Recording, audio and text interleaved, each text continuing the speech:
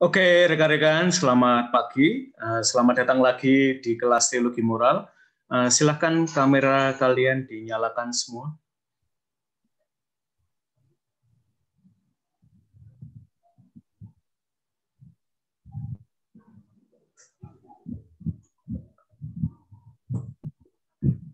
Oke, silahkan Natalia. 2023, 14, dan seterusnya. Dinyalakan Natalia.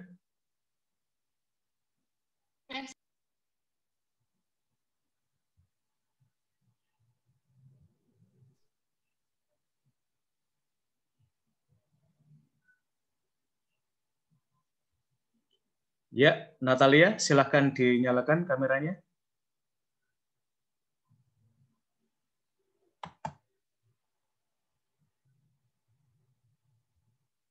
Oke, Natalia, pernah dengar lagunya Lovely dari Billie Eilish featuring Khalid?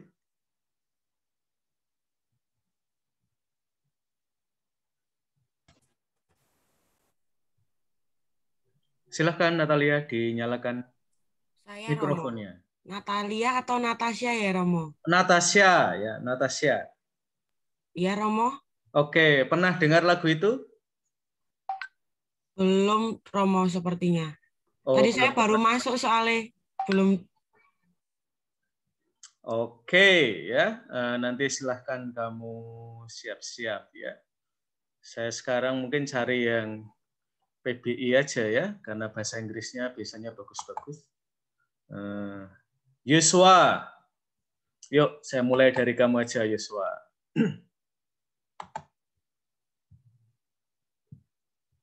Oke, Yosua ada?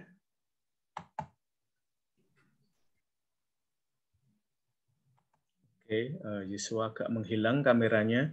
Ya udah John aja ya. Kamu yang paling setia tidak mematikan kamera kamu ya. Ya, Romo. Oke, John. Pernah dengerin lagunya Lovely dari Billie Eilish featuring Khalid? Pernah tapi baru beberapa kali, Romo. Oke, kamu nangkap nggak sih artinya apa dari lagu itu? Kalau lihat gambarnya, lihat juga ini apa syairnya, saya senang banget sih. Cuman saya nggak tahu ya apakah kamu seseneng saya dalam dengerin lagu ini. Buat teman-teman yang lain silahkan kalian cek ya liriknya dari Lovely, Billie Eilish featuring Khalid. Ya. Jadi silahkan yang lain kalian cek ya liriknya. Buat yang baru bergabung ya.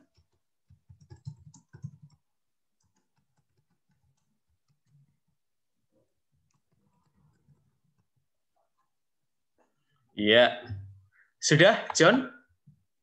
Iya, Romo. Oke. Kalau kamu lihat videonya, mungkin juga kamu lebih punya sensitivity ya, karena kalian dari bahasa Inggris.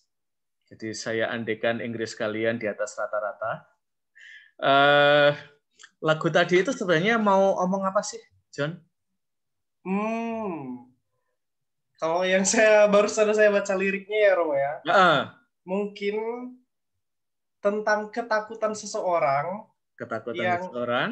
Ketakutan atau kegelisahan gitu loh, Romo. Oke. Terus ya. ketakutan atau kegelisahan yang ada dalam diri itu terus mencoba untuk mencari sebuah jalan keluar yang menurutnya mungkin menurutnya aku akan menemukan sebuah jalan gitu. Even untuk menemukan jalan itu butuh waktu yang lama gitu, tapi ya aku bisa menemukan jalan itu untuk melawan rasa takut atau kegelisahan yang ada di diri aku gitu. Oke, jadi ada kegelisahan, ketakutan, mungkin berada dalam ini bahasa Perancisnya ya, cul-de-sac ya. Jadi semacam ada jalan buntu atau ruang yang semua sisinya tertutup ya. Oke, John, kamu pernah nggak sih merasa dalam situasi kayak gitu?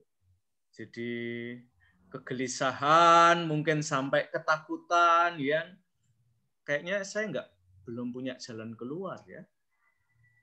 Pernah, Romo. Oke, apa itu, John?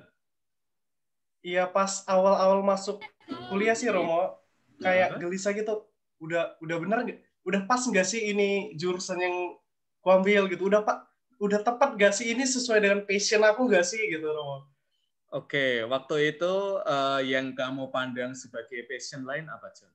Selain bahasa Inggris ya, yang mungkin membuat kamu kelihatannya ini juga bagus deh ya.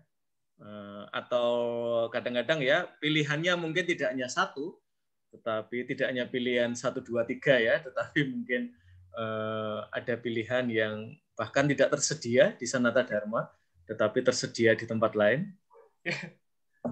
Sebenarnya kemarin itu dari saya SMA memang pengennya ambil bioteknologi, Romo. Cuman karena gagal di SBMPTN, terus datang ke Jogja, terus sepupu saya menyarankan PBI di Sanata Dharma bagus loh gitu. Kebetulan karena memang saya juga suka belajar bahasa Inggris, makanya yaudah ikut aja dulu gitu. Oke, kalau passion kamu dengan ini biologi, bioteknologi, apa sih yang menarik dari bidang itu? Karena kebetulan nggak ada ya di Sanata Dharma ya. Iya, pertama kan itu belajarnya di kelas 12 ya, Romo. Saya tahunya bidang bioteknologi. Nah, saya tertarik karena lebih ke gimana ya bilangnya? Belajar biologi tapi kayak melakukan penelitian, melakukan sebuah terobosan gitu. Saya imajinasinya belajar kemarin itu pas SMA pengen ambil bioteknologi agar suka melakukan penelitian-penelitian di bidang biologi gitu, Romo, kan banyak contohnya di bioteknologi pangan. Nah, gimana sih kita bisa bertahan untuk pangan itu tetap ada dengan dari segi bioteknologinya gitu. Gimana agar tetap bertahan begitu, Romo? Oke, jadi passion utamanya sebenarnya riset ya. Iya, Romo. Biologi menyediakan ruang yang lapang ya bagi kamu untuk itu. Sebenarnya di Sanata Dharma ada loh satu dosen yang majornya di bioteknologi ya. Itu dosen di PGSD ya, namanya Bu Widosari. Dia nulis buku juga tentang bioteknologi. Siapa tahu ya, kan PBI sama PGSD deketan toh. Ya, meskipun dulu humornya ya kalau anak PGSD lewat PBI itu semuanya kepalanya menunduk ya. Tapi saya kira sekarang tidak lagi lah ya, mereka punya kepercayaan diri yang tambah besar ya di hadapan kalian. Ya. Oke, terima kasih John ya. Terima kasih Romo. Nanti kita akan ngobrol-ngobrol lagi.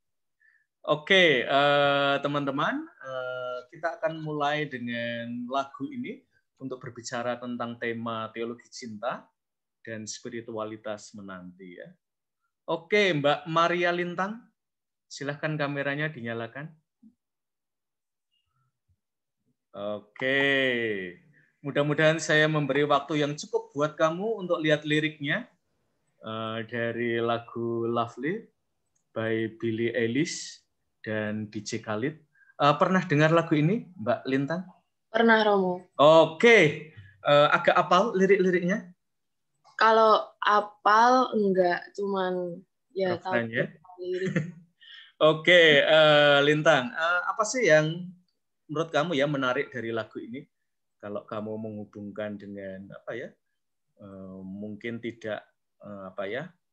Makna dari teks itu sebagaimana dibayangkan oleh penulisnya atau apa itu yang sudah kamu pelajari di mata kuliah ya. Tetapi bagaimana teks itu bicara buat kamu sebagai pendengar tanpa harus mengaitkan dengan PBI, tapi mungkin dengan hidup kamu secara keseluruhan ya. Apa ya Romo? Lagu itu bicara tentang apa sih Lintang menurut kamu? Kalau tadi menurut John kan ya, ini kegelisahan, ketakutan, lalu semacam mencari ruang untuk pembebasan. Hanya waktunya itu lama ya, bukan waktu yang pendek untuk bisa menemukan ruang kebebasan gitu ya. Kalau menurut Lintang, lagu ini bicara apa? Kalau menurut saya sama sih kayak nggak jauh beda gitu loh. Tapi mungkin kalau menurut saya yang saya tangkap lebih kayak ke kegelisahan, terus malah jadinya kayak lebih jadi ke depresi gitu loh, Mo.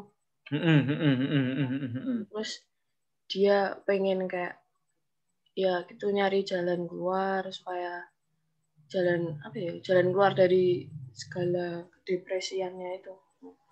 Oke, kalau kamu sendiri melihat ini ya, menurut saya menarik ya, karena kamu memilih kata yang strong ya, depression ya, mungkin stressful gitu ya. Dan saya tadi itu membayangkan ini ya, Lintang, apa?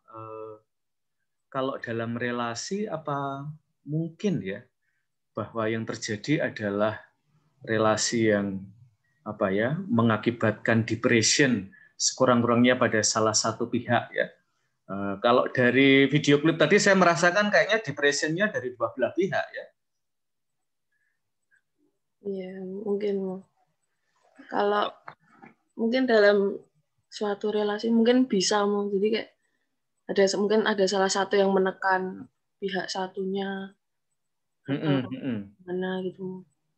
Oke, beberapa waktu terakhir ini kan ada beberapa kosakata baru ya terkait dengan relasi ya. Salah satunya adalah toxic relationship ya. Ya, toxic relationship. Iya, istilah itu punya arti apa sih buat Lintang? Maksudnya apa ini istilah yang dibuat-buat saja? Ini sesuatu yang memang banyak hidup dan mungkin kita selama ini nggak menyadarinya ya. Saya waktu itu mulai kenal istilah itu ya, apalagi ada film ya, The Story of Kale ya, dari Angga Dewi Mas ya, melanjutkan nanti kita cerita tentang hari ini. Sebenarnya toxic relationship ini istilah yang mengada-ada atau menurut Lintang ini sesuatu yang ada dan kayaknya bagus deh bahwa istilah ini muncul pada waktunya. Kalau menurut saya memang ada, Mus. Terus juga bagus juga, maksudnya apa ya? Biar orang-orang itu kayak lebih apa ya, Mo? Nggak lebih toksik dalam suatu hubungan gitu loh. Jadi kalau yang namanya hubungan ya harus berjuang bareng, bahagia bareng gitu. Nggak satu pihak menekan salah satunya, terus kedua pihak saling menekan atau saling menyakiti gitu. Kamu sendiri pernah mendengar nggak apa ya teman kamu apa ya cerita sejauh ini tidak rahasia ya Lintang. Nanti kalau rahasia kamu malah membuka di hadapan umum ya. Tapi teman yang apa ya oke ceritanya diketahui dengan dianonimkan namanya yang mengalami bahwa relasi yang berlangsung ternyata toksik ya. Dulu ada lagu dangdut ya yang ada racun-racunnya itu ya. Nah, kamu sendiri ya dalam percakapan dengan teman-teman pernah nggak kamu mendengar cerita dari teman kamu sendiri ya dekat soal apa ya bahwa dia mengalami toxic relationship atau ini hanya ada di diktat psikologi saja ya dalam realitas sebenarnya ya nggak banyak-banyak amat ya atau kamu sendiri pernah apa ya mendengar cerita dari teman kamu yang mengalami toxic relationship atau mungkin kamu sendiri ya mengalami toxic relationship ya?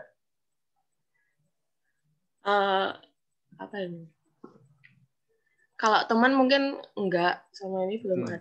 Tapi kalau saya sendiri kayaknya juga belum. Cuman pernah ada satu hubungan yang ya pihak lainnya itu kadang apa ya kayak nggak mau ngertiin apa ya kayak lebih egois gitulah. Mungkin ya gitulah Mo. Oke. Karena di kelas ini banyak cowok juga ya, John, Kidung Jagat, Alessandro, dan tentu Mutiara Andalas juga sebagai cowok ya. Egois itu seperti apa sih Lintang kalau dalam relasi ya? Agar kami ya belajar juga ya. Saya mungkin tidak akan punya relasi sedekat kamu, tetapi ya saya toh tetap punya teman-teman, mahasiswa-mahasiswi yang mungkin saya perlakukan secara egois juga.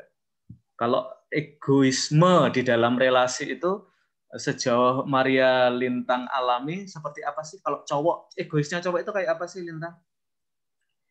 Apa ya mau kalau menurut menurut pengalaman saya Iya, mudah-mudahan tidak yang ada di kelas ini ya orangnya ya. enggak. Menurut pengalaman saya, menurut pengalaman apa ya? Kayak lebih dia nggak bisa mengerti orang lain gitu loh, lebih kayak dia pengennya dia yang dimengerti terus gitu ya, dia yang lebih diperhatikan terus apa-apa harus dia duluan gitu mau. Iya, padahal nanti dalam doa ya, Santo Fransiskus Asis itu pernah mengatakan ya, lebih memahami daripada minta dipahami terus-menerus ya. Tapi ternyata dalam relasi malah minta dipahami terus-menerus. Oke, Maria Lintang ya, terima kasih sudah membuka kelas kita dengan sharing pribadi. Nah, terima kasih Lintang. Oke, mari kita cari terdakwa cowok.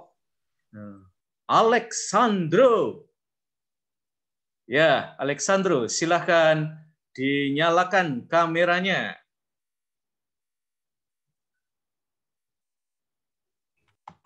Silahkan, Alexandro.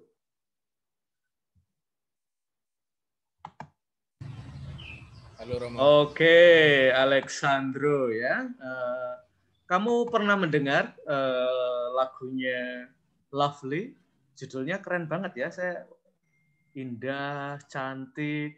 Tapi kok isinya ya, menurut Mbak Maria Lintang ini depressing banget ya Romo. Itu yang saya seneng ya. Kadang-kadang dari lagu barat itu apa ya, judul sama kata-katanya itu banyak kejutannya ya. Kalau apa ya, sinetron-sinetron Indonesia itu dari judulnya kita tahu isinya ya. Misalnya apa ya, Juragan Empek-Empek Jatuh Cinta gitu ya. Itu FTV itu ya. Jadi kita agak tahu lah. Pernah mendengarkan lagu Lovely dari Billie Eilish featuring Khalid? Pernah Romo. Oke, agak tahu dong kira-kira isinya apa, Alessandro? Kurang Kalau lebih yang ingin saya lihat katakan gambarnya sama juga. Lintang sih Romo. Oh ya, gimana? Sama seperti yang Lintang tadi katakan, itu kayak mencerminkan orang yang takut untuk apa ya, seperti keluar dari dunianya tuh loh Romo. Dia udah pernah tersakiti oleh sesuatu, lalu dia memilih buat apa, menyendiri, walaupun itu bakalan butuh ratusan tahun, tapi dia yakin kalau dia tuh bakalan keluar dari situ, cuman nggak tahu kapannya. Iya. Itu karena dia tuh takut karena udah pernah disakiti oleh sesuatu. Iya. Ini menarik ya, Alessandro ya. Kita sebenarnya tahu bahwa mungkin relasi kita itu toksik, tetapi kita tidak bisa keluar dari situ ya. Jadi kita ada dalam situasi yang cul-de-sac ya. Jadi semacam mengalami kebentuan, mungkin juga pintu yang mau kita buka yang mana itu tidak terlalu kelihatan ya. Tadi dalam video klip saya senang ya, gambaran bahwa kita itu seperti dalam penjara kaca gitu ya. Dan ternyata apa ya, kita tidak bisa keluar dari situ ya. Tadi digambarkan kacanya itu sampai ke atas ya.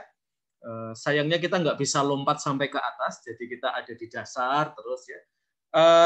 Kamu pernah ngalami nggak, Alessandro, situasi yang kalau tadi ya Lintang bicara tentang toxic relationship, kamu sendiri pernah dengar ada kasus tentang toxic relationship, atau kamu sendiri merasa ditoksik, atau kamu merasa mentoksik relasi?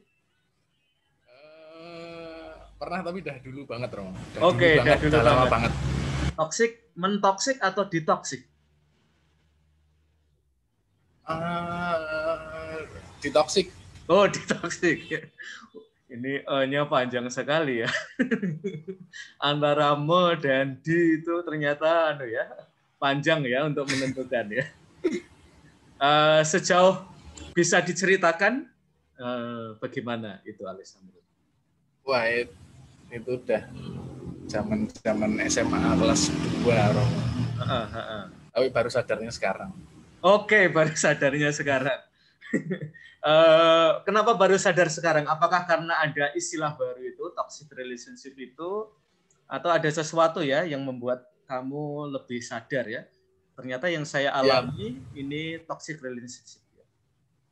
Ya karena ada itu Romo, istilah toxic relationship kan zaman dulu nggak tahu namanya apa ya ini ya. Terus sekarang oh ya dulu juga pernah diginiin ya.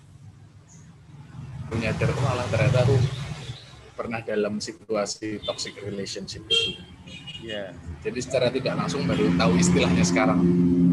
Oke, kamu sendiri masih waiting for 1,000 years untuk keluar dari apa ya, semacam perangkap atau penjara itu, atau kamu sendiri sudah merasa menemukan jalan keluar dari relasi yang toksik itu?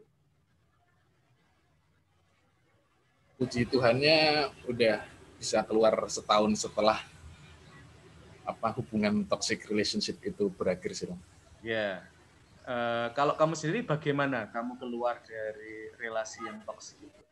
Karena mungkin sebagian seperti dalam video klip tadi ya, merasa bahwa pengen keluar tetapi pintu-pintunya semuanya kayaknya ketutup gitu ya, dan orang paling masih punya kepercayaan bahwa kalau saya nunggu saya akan bisa keluar ya, tetapi ketika ditanya waktunya, wah lama sekali ya.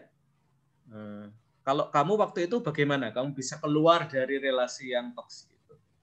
Kalau buat saya zaman dulu masalah waktu itu pasti nggak bakalan berakhir kan Romo, menurut saya itu. Cuman gimana? Kalau buat saya waktu itu nggak jadi masalah, tapi gimana cara kamu manfaatkan waktu itu buat kamu keluar dari hal itu. Kalau buat saya yang bisa ngebuat saya keluar dari perkara itu, yang pertama kalau saya suka belajar hal-hal yang baru Romo, yang kira-kira menurut saya ini aku banget, hal ini tuh aku banget. Jadi saya suka belajar hal-hal seperti itu yang membuat saya lebih cepat bisa move on dari sesuatu itu. Oke ya. Ini dengan teman-teman. Iya, ini mengingatkan saya pada sebuah buku tulisannya dari Maudy Ayunda ya. Judulnya adalah Dear Tomorrow. Waktu itu ada salah satu bagian dari bukunya tentang mencari diri.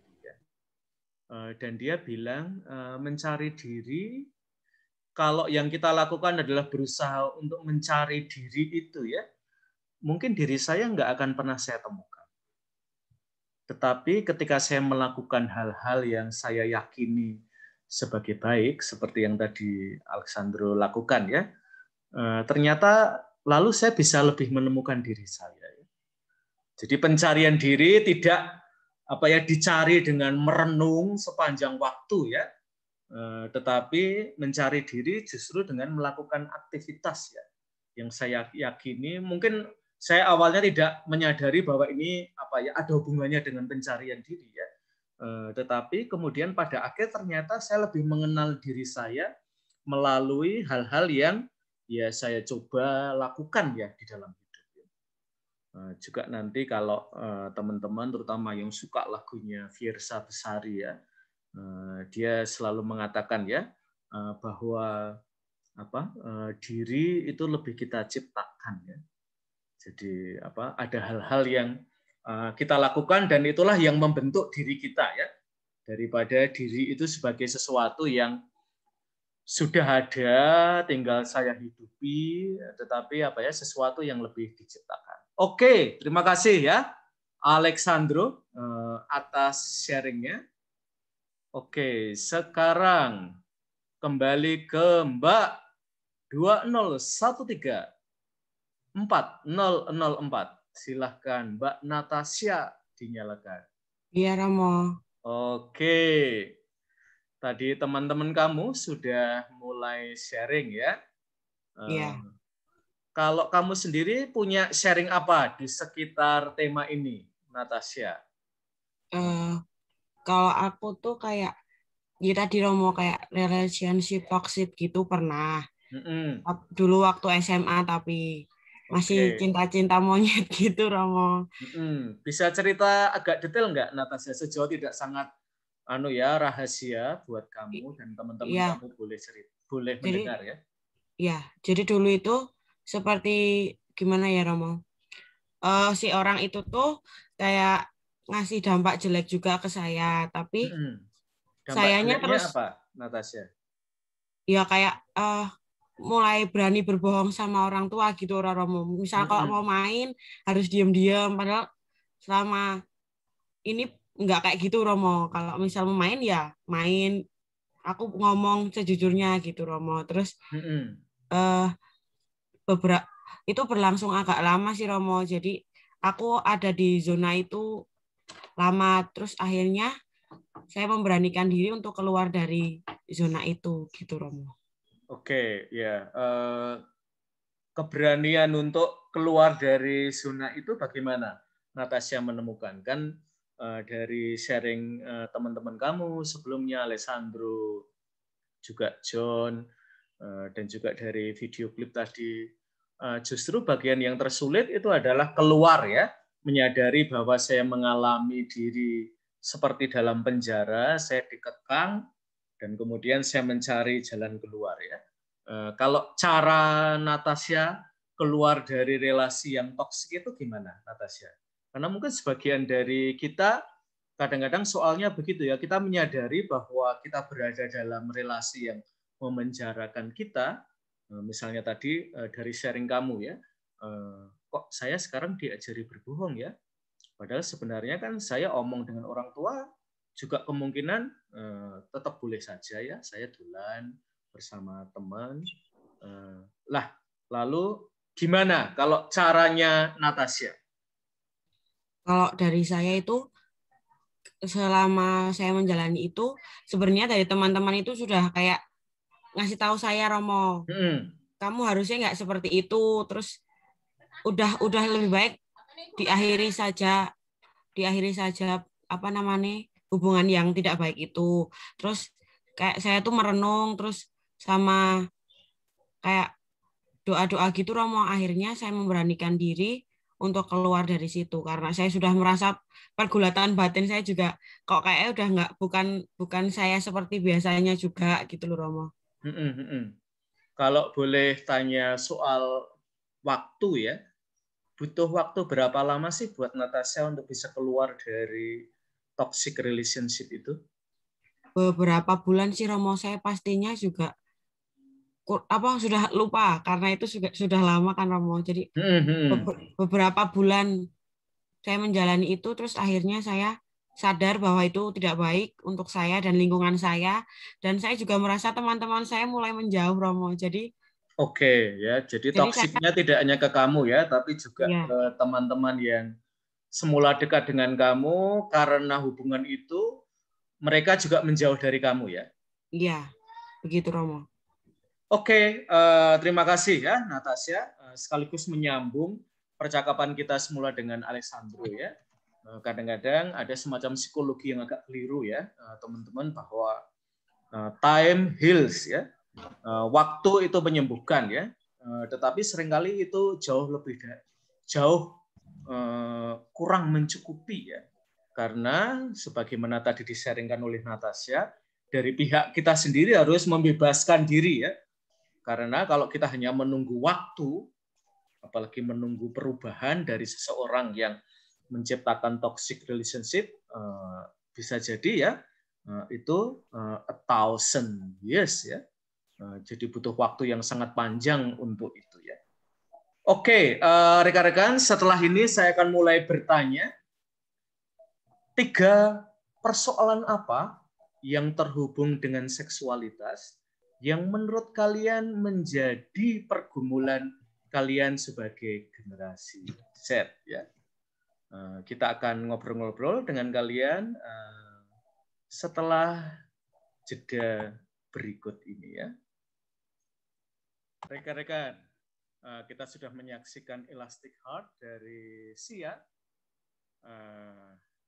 Kita tidak akan bertanya tentang video klipnya ya, mudah-mudahan kalian sudah nangkep semua. Tapi kita sekarang mau bicara tentang 3 persoalan terkait dengan seksualitas yang menurut kalian menjadi pergumulan bagi generasi Z. Mari kita bicara dengan suster dulu. Ya, suster jangan menguap dulu. Maria Fatima. Ya. Kalau menurut suster nih ya, mudah-mudahan suster masih termasuk generasi Z. Mudah-mudahan suster ikut ya. yang menjadi pergumulannya teman-teman kamu juga menjadi pergumulan teman suster ya. Menurut suster, apa 3 persoalan terkait dengan seksualitas yang kalian generasi Z itu gumuli? Ya, ya. Temannya boleh ditarik mendekat, suster, kalau mau minta pendapat. Saya generasi Z kok. Ya, jadi teman-teman sebagai pengantar ya, dalam dokumen Amoris Laetitia, sebuah dokumen tentang cinta, Paus Fransiskus menunjuk ada 2 persoalan. Yang pertama adalah persoalan ini ya, budaya pakai buang, eksploitasi buang. Dan ini tidak hanya terkait dengan barang, melainkan juga bahkan terkait dengan manusia dan relasi. Dalam kasus-kasus banyak perceraian, lalu juga kekerasan di dalam relasi termasuk pacaran, dan hal-hal lain ya. Jadi relasi itu hanya seperti tisu ya. Kita pakai, selesai pakai, kita selesai ya. Nah, lalu yang kedua adalah semuanya sekaligus.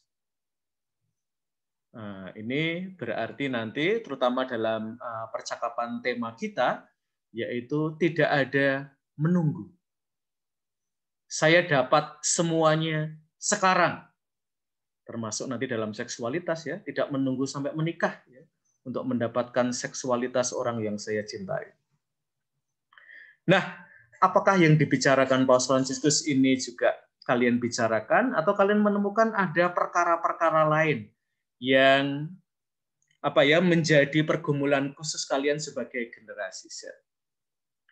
Oke, Suster Maria Fatima ya. Sudah ketemu Suster 3 hal itu? Silakan. Maaf, Romo, boleh mengulang pertanyaan? Pertanyaannya adalah, apa 3 persoalan terkait dengan seksualitas yang menjadi pergumulan kalian sebagai generasi Z? Ya.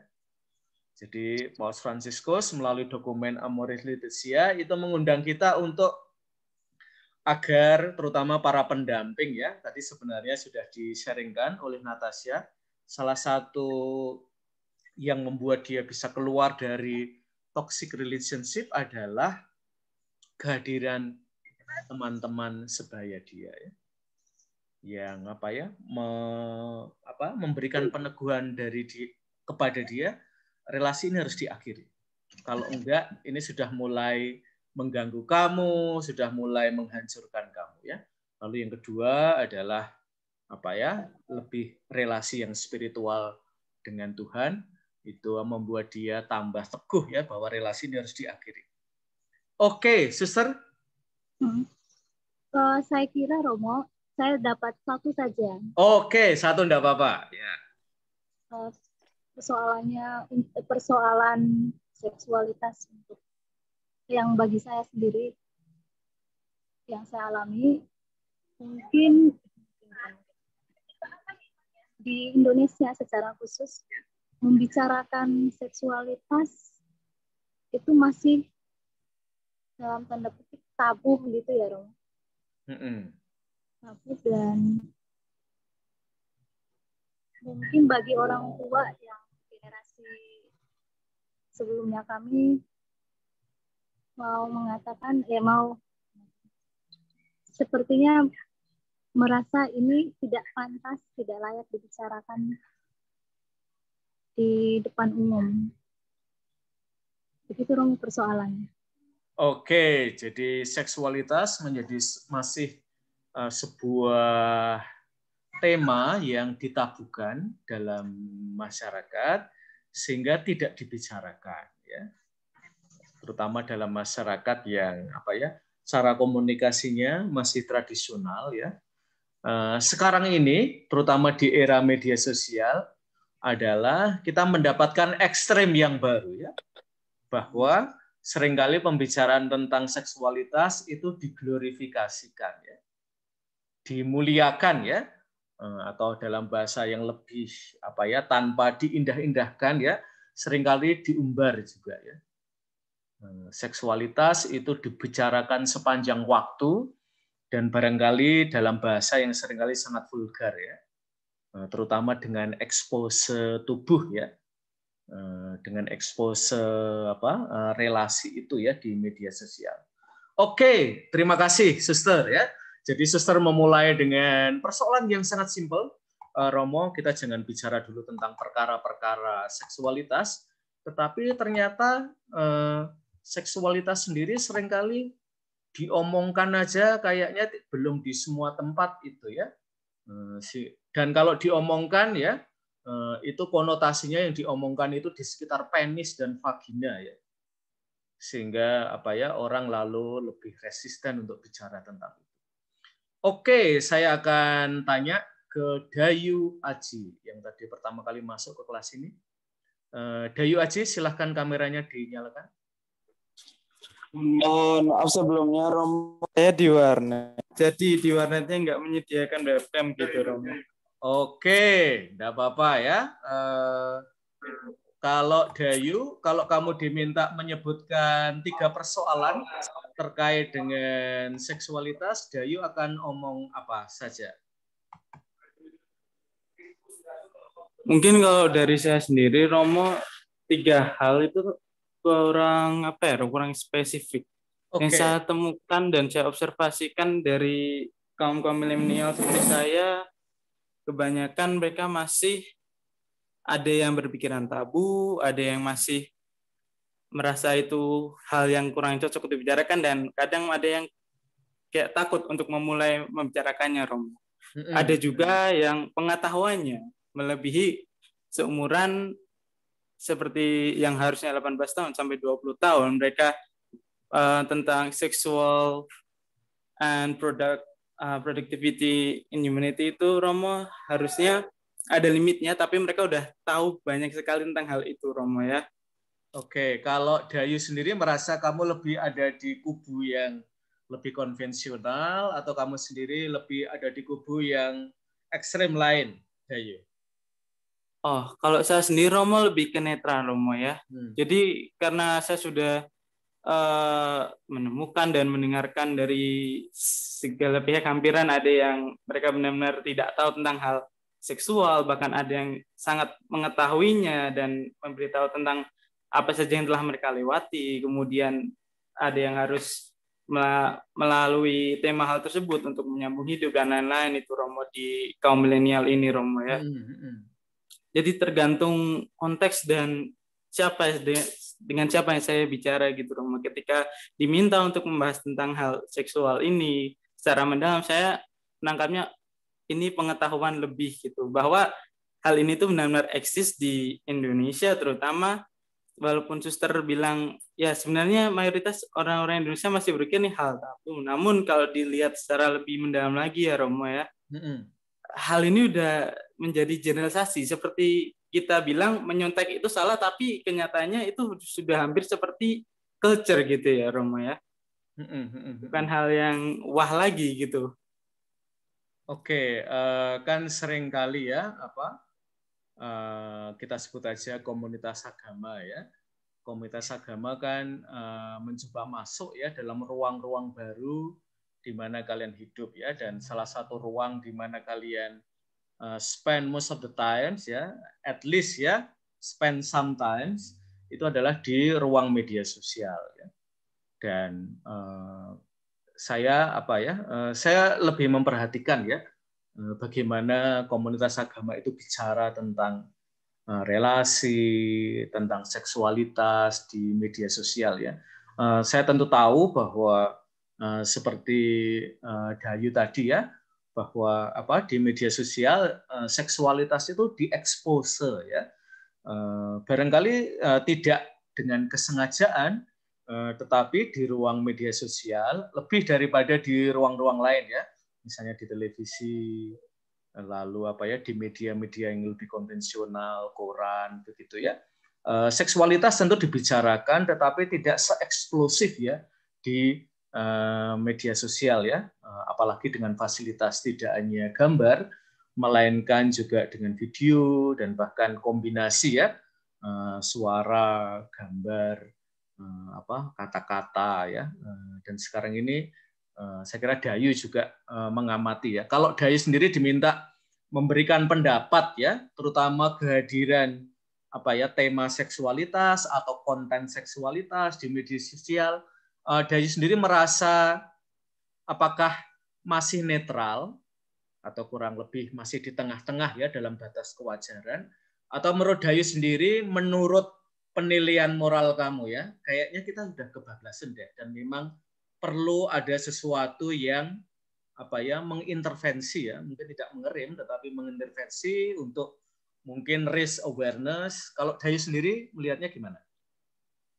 Kalau saya sendiri, Romo, melihatnya hal-hal seperti konten-konten seperti itu dan tentang seksualitas terutama di Indonesia, Romo, dan di mana korbannya itu kaum milenial dan ke bawah, karena saya lihat untuk kaum milenial ini sudah perlu rehabilitasinya cukup tinggi gitu, Romo. Saya berpikir hal ini nggak bisa dihentikan semata-mata dengan menghapus hal tersebut dari sosial media, karena banyak sekali cara untuk mengakses hal-hal seksualitas, apalagi di internet, Romo.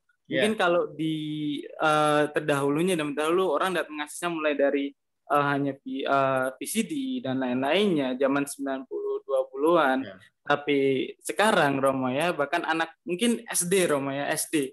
Mereka tuh bahkan bisa mengaksesnya, tahu apa websitenya, di mana mereka mendapatkan source-nya. Jadi yang saya pikir, daripada menghapus hal-hal seperti itu ataupun melimitasi, lebih baik peran orang tua, teman, kemudian seseorang sekitar kita gitu, itu harus memperkuat diri mereka, Romo. Jadi ketika melihat sesuatu seperti itu, kita tuh harus punya filter ataupun armor gitu, Romo, punya perisai. Oh, hal seksualitas. Tapi kita lihatnya biasa aja, netral, jadinya kan tidak berdampak apa-apa gitu ya, Romo ya. Oke, ya. Jadi saya kira menarik ya yang disaringkan oleh Dayu. Barangkali kalian belum menjadi pelaku atau korban ya. Dan menariknya adalah sekarang ini dari segi usia ya, itu semakin muda ya. Jadi Dayu tadi bicara tidak hanya generasi Z ya, tapi sekarang ini sudah masuk ke generasi Alpha ya, yang kurang lebih usianya sekarang ya 11-10 tahun ya. Itu pun sudah mengakses ya. Nah ini Suster Maria Fatima ya sedang mengakses juga ya. Coba cari-cari, siapa tahu ada konten di sana ya.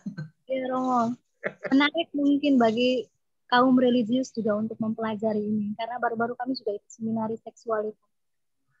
Oke, ya betul ya, termasuk terutama nanti Suster ya. Saya sendiri termasuk pemerhati orang muda ya. Jadi memang saya aktif di media sosial, mencoba memperhatikan ya gerak apa yang ada di antara kalian ya, dan ada pengalaman ya. Saya 2 tahun lalu menyelenggarakan seminar parenting ya di sebuah SMA Katolik di Solo ya, dan waktu itu ada kasus berat ya. Barangkali awalnya ketidaktahuan ya dari 2 masih SMP, jadi cowok dan cewek itu masih SMP, lalu menggunakan media sosial yang ada, yaitu video conference ya. Tetapi tanpa sepengetahuan ceweknya, video conference itu direkam oleh cowoknya. Padahal dalam video conference itu percakapannya, kontennya itu lama-kelamaan bertambah intim ya. Dan cowoknya itu meminta ceweknya untuk memperlihatkan bagian tubuh vitalnya ya, dan kemudian itu tersebar dan itu menimbulkan shock di sekolah itu, dan saya waktu itu diundang ya salah satunya untuk omong tentang itu ya. Dan yang menarik adalah reaksi guru-gurunya ya, bahwa belum banyak ya guru-guru yang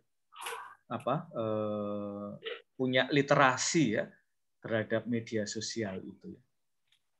Misalnya saya tanya sih, Bapak Ibu guru pernah nggak berkunjung ke aplikasi-aplikasi yang kalau sekarang ini kan belum lama ya, salah satu aplikasi yang kalau kalian buka YouTube pasti selalu muncul di iklan itu ya, yang joget-joget itu ya, snack video ya, beberapa waktu kan dihentikan ya karena kontennya. Dan waktu itu saya tanya kepada gurunya, Ibu dan Bapak pernah nggak misalnya Anda, tidak perlu Anda ke aplikasi itu ya, tapi di YouTube itu ada banyak yang direkam ya. Misalnya adalah Bigo Live ya, atau Bigo Live ya. Itu ada banyak tubuh yang diekspos ya. Dan mungkin anak-anak Anda sebagian ada di ruang itu ya. Jangan dikira itu hanya ruang untuk mereka yang secara usia udah dewasa ya, atau sekurang-kurangnya 20-an tahun ke atas, tetapi ternyata anak Anda ada di ruang itu ya. Dan mereka kaget bahwa oh ada tuh Romo ya, yang kayak begitu ya di internet ya. Jadi guru-gurunya sendiri masih sangat konvensional ya dalam memandang seksualitas, belum sangat peka terhadap ruang-ruang baru di mana generasi milenial, generasi Z dan Alpha bahkan itu ada ya. Oke, terima kasih teman-teman. Saya akan tanya lagi ke angkatan yang 20. 20 231 4008 yang covernya ada mbak-mbak dan ada buku yang menutup wajahnya. Silahkan dinyalakan kameranya. Oke, siapakah kamu? Ya, namanya siapa Mbak? Elizabeth Cynthia Romo. Oke, kalau dari Elizabeth Cynthia ya, kalau kamu diminta menyebut 3 persoalan terkait dengan seksualitas yang kalian gumuli, Elizabeth mau menyebut apa? Kalau saya lebih menyoroti ke edukasi seputar seks, terus ada prostitusi di bawah umur, sama pernikahan beda agama, Romo. Oke ya, karena pernikahan beda agama sangat sering nanti diomongkan di Sanata Dharma ya, terutama oleh UKM kerohanian ya, dan kampus ministry. Nanti tunggu ya Elizabeth Cynthia ya. Nanti tentang tema itu kita bicarakan pada waktu yang lain ya. Lalu kalau Elizabeth Cynthia waktu SMA di mana SMA-nya? Di Sintang Romo. Di Sintang. Kalau di Sintang waktu SMA dapat itu dong, dapat semacam apa ya? Entah weekend seksualitas atau apa ya, sex education. Waktu di SMA apa saja sih yang diomongkan kalau ada tentang pendidikan seksualitas atau weekend seksualitas begitu di Sintang atau enggak ada? Paling itu seputaran kayak program ini Romo, keluarga berencananya gitu. Oke, lebih ke keluarga berencana ya. Kalau di Sanata Dharma sebenarnya ada ini ya teman-teman, terutama sebelum masa pandemi itu ada weekend moral ya. Nah, dalam weekend moral itu kita semacam apa ya, berefleksi tentang kehidupan tubuh kalian, seksualitas kalian secara moral, secara psikologi dan secara medis ya. Nah, nanti yang acara tanggal 8 ya. Mudah-mudahan untuk teman-teman PBI yang angkatan agak tua ya, mudah-mudahan percakapannya tidak terlalu beginner ya buat kalian. Jadi kalian tetap boleh ya siapkan pertanyaan-pertanyaan sesuai usia kalian ya. Angkatan 16, 17, 18 ya. Mungkin pertanyaan-pertanyaan kalian beda dengan angkatan 20 ya. Oke, lalu yang kedua Elizabeth Cynthia ya. Jadi tadi yang diomongkan kayaknya kebanyakan tentang keluarga berencana ya. Pokoknya di sekitar itu. Kalau tema yang kedua tadi saya sangat tertarik loh, Elizabeth Cynthia. Tema yang kedua tadi apa? Prostitusi di bawah umur ya, Romo. Prostitusi di bawah umur. Apakah di Sintang banyak kasus itu? Atau kamu mendengarnya dari tempat lain atau di Kalimantan secara umum, atau ketika kamu, kamu belum pernah ke Sanata Dharma ya? Kamu masih di Sintang atau sudah di Jogja? Masih di Sintang, Romo, tapi ke Jogja. Oke, kalau di Sintang apakah isu prostitusi di bawah umur itu kasus yang besar? Kalau kasus yang besar sih enggak Romo, tapi ada. Biasanya siapa sih kelompok yang paling rentan yang kamu maksud dengan di bawah umur itu? Apakah seusia kamu atau lebih di bawah lagi? Biasanya itu di SMA Romo, jadi kayak baru remaja-remaja itu kan kayak baru mengenal perubahan emosi gitu Romo, jadi kayak memasuki masa pubertas gitu. Jadi rasa penasaran mereka itu tinggi gitu. Jadi mereka cari tahu tentang hal-hal seperti itu tuh dengan cara yang salah begitu. Kemudian karena biasanya seputaran prostitusi itu berhubungan kebanyakan kayak menggiurkan gitu. Jadi memancing untuk yang bergabung itu tuh dengan uang gitu. Jadi kebanyakan itu terjerumus ke situ, Romo. Oke ya, jadi ini bagian dari perkembangan psikologi seksual kita ya, bahwa kalian ini sedang semakin aktif tubuhnya ya secara seksual, jadi mengalami pendewasaan, dan ini menimbulkan ketegangan, kebingungan, juga eksplorasi ya. Kita mengeksplorasi tubuh kita mengeksplorasi tubuh orang lain ya. Lalu yang kedua terkait dengan mungkin gaya hidup ya. Apalagi untuk anak-anak remaja dengan orang tua yang sederhana. Misalnya keinginan memiliki smartphone terbaru, jajan di mall, lalu traveling dan macam-macam ya, sehingga kadang-kadang keluarga tidak bisa membiayai dan orang muda melihat celah bahwa bisa mendapatkan uang dengan sangat gampang ya dalam waktu yang sangat pendek, lalu sebagian tergiur ya untuk masuk dalam prostitusi anak-anak ya. Apalagi nanti kalau kadang-kadang dalam relasi yang toksik ya, yang menjadi perantara kadang-kadang pacarnya sendiri ya. Nah, itu untuk dipakai bareng begitu ya, uangnya ya. Oke, terima kasih Elizabeth Cynthia ya. Saya kira menarik kita mendengarkan cerita dari Sintang ya, tidak hanya tentang pendidikan seksualitas, tetapi juga tentang prostitusi di bawah umur ya. Terima kasih Elizabeth Cynthia ya. Oke, saya sekarang akan mencari siapa lagi ya yang angkatan 20 ya. Oke, Sandro. Silahkan Sandro, 2033. Sandro.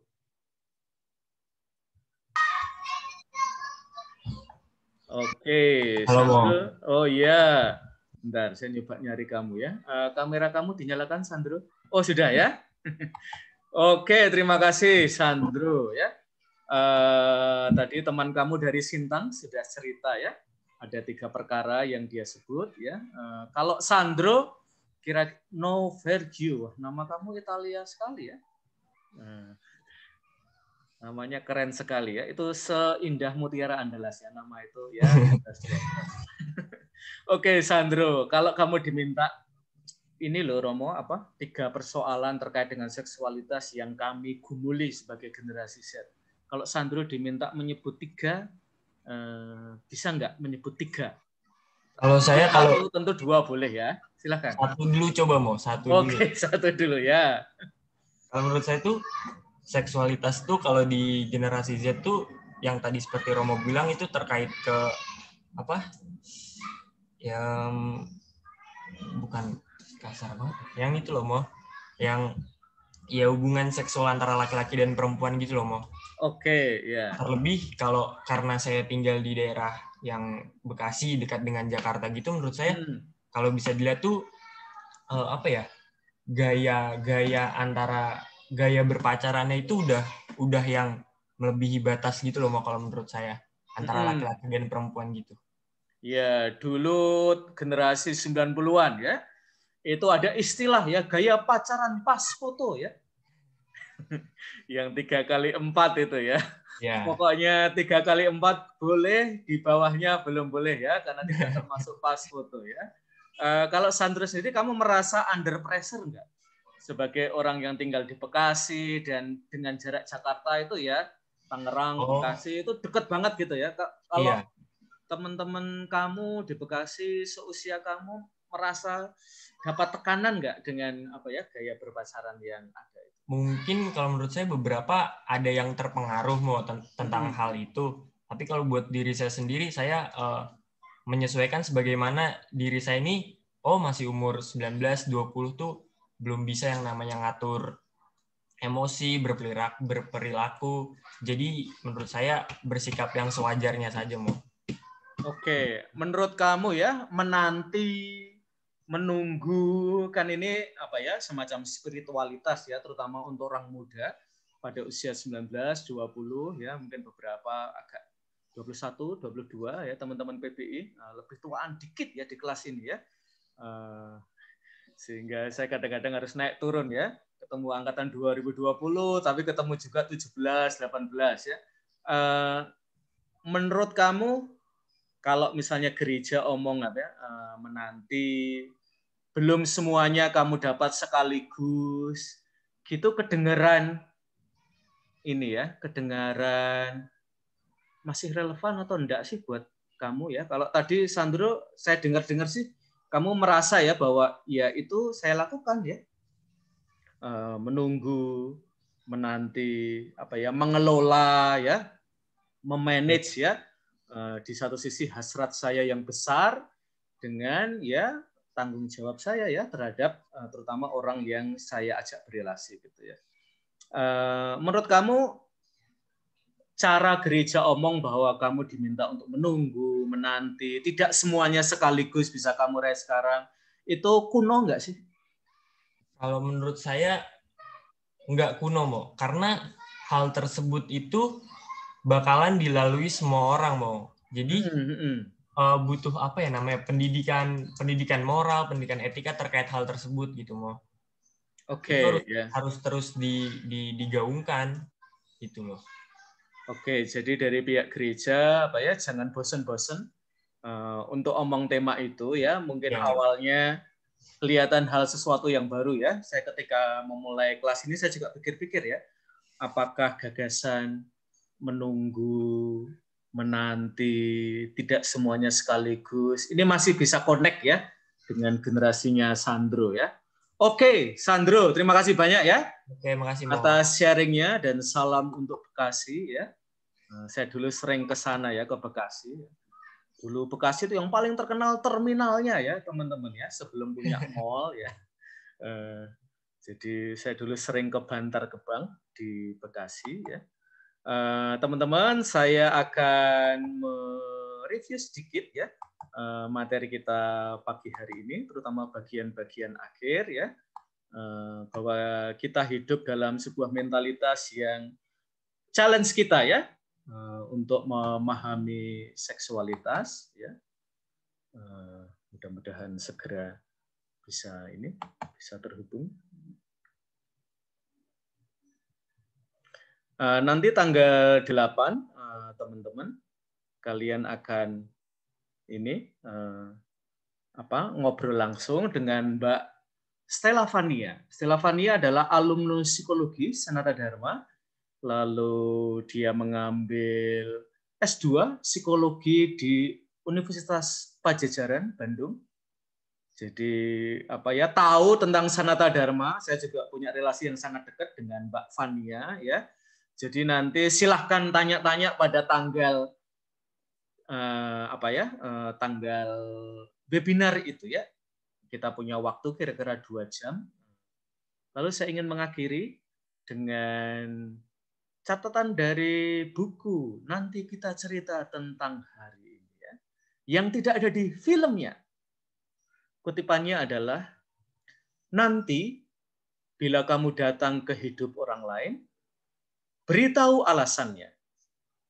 Hingga nanti kamu harus berhenti beritahu alasannya juga. Jangan siksa mereka menebak lanjutan cerita. Oke, rekan-rekan yang saya kasihi, terima kasih sekali atas perhatian kalian untuk kelas kita pada pagi hari ini.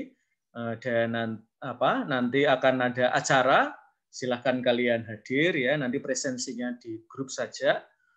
Lalu karena itu akan berlangsung pada hari Sabtu, lalu Senin depannya tidak ada kelas ya, teman-teman, agar kalian bisa punya waktu untuk istirahat ya. Oke, rekan-rekan, kita akhiri kelas kita. Terima kasih sekali atas sharing-sharingnya dari Sintang, dari Bekasi, juga dari teman-teman yang sudah agak lamaan dikit kuliah di kampus kita. Mudah-mudahan inspiring ya, terutama untuk pergumulan kalian di era media sosial ini. Kita akhiri kelas kita. Terima kasih semuanya.